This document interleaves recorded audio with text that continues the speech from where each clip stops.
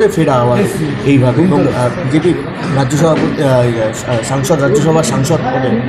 দেখুন, প্রথম কথা হচ্ছে আজকে এমন একটা পবিত্র দিনে আমার এই পবিত্র দায়িত্ব ঘাড়ে আসলো, যার জন্য আমি অত্যন্ত খুশি।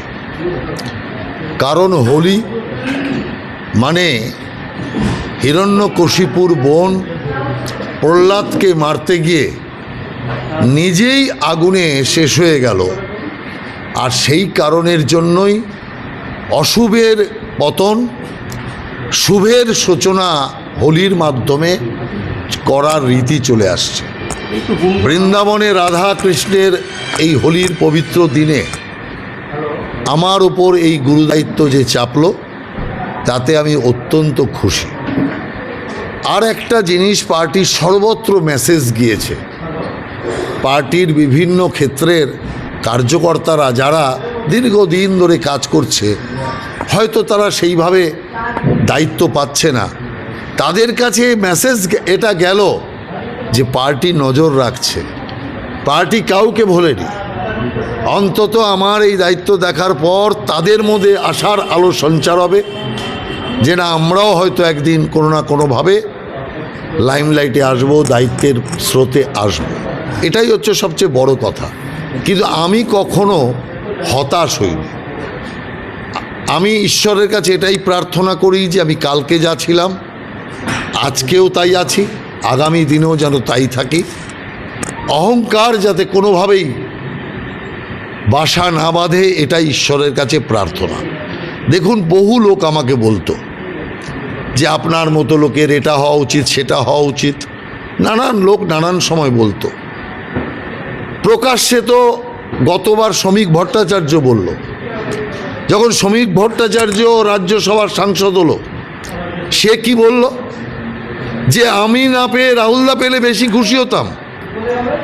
আর আমি মনে করছি যে ওটা কোনো ব্যাপার না, শ্রমিক ভট্টাচার্য পাওয়া আর রাহুল সিনহা পাওয়া একই আছে।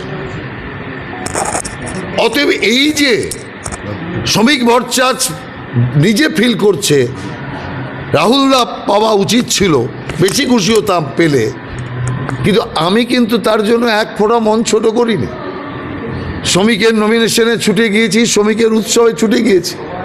তার কারণ আমরা এমনভাবেই বড় হয়েছি যে ও পেলেও আমি আছি, আমি পেলেও আছে, এইভাবে আমরা এসছি। কিন্তু একটা জিনিস প্রমাণ যেটা হয়েছে, বিজেপি পার্টি কাউকে ফেলে দেয় না। আমরা মনে করি যে আমার এখন হওয়া দরকার, কিন্তু পার্টি উপযুক্ত সময়ে উপযুক্ত পদক্ষেপ যে নেয়, এটাই তার সবচেয়ে বড় প্রমাণ।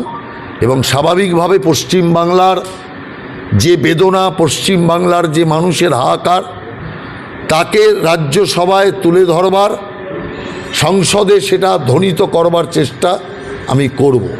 যদিও বেশি দিন সুযোগ পাবো না, কারণ 2-2.5 মাসের বেশি বাংলার কথা সংসদে তুলতে পারবো না। তার কারণ এখন যে বাংলাতে অগণতান্ত্রিক, অযোগ্য, বর্বর সরকার রয়েছে, সেই সরকার তো 2-2.5 মাস বাদে থাকবে না, তখন নতুন সরকার আসবে। অতএব মানুষের বেদনা, যন্ত্রণা সব সমাপ্ত হবে। অতএব বাংলার কথা বেশি আর তোলার উপায় না থাকলেও রাষ্ট্রীয়ভাবে নরেন্দ্র মোদীর সরকার যে চমকপ্রদ কাজ করছে, যাকে বিভিন্ন বিরোধী রাজনৈতিক দল খাটো করবার চেষ্টা করছে, সেই বিষয় নিয়ে বক্তব্য রাখব।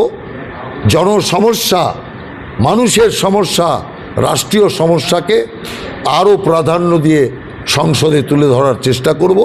যে গুরুদায়িত্ব পার্টি আমাকে দিয়েছে, সেই গুরুদায়িত্ব একসাথে পালন করার চেষ্টা করব। আর সবচেয়ে বড় কথা, আমি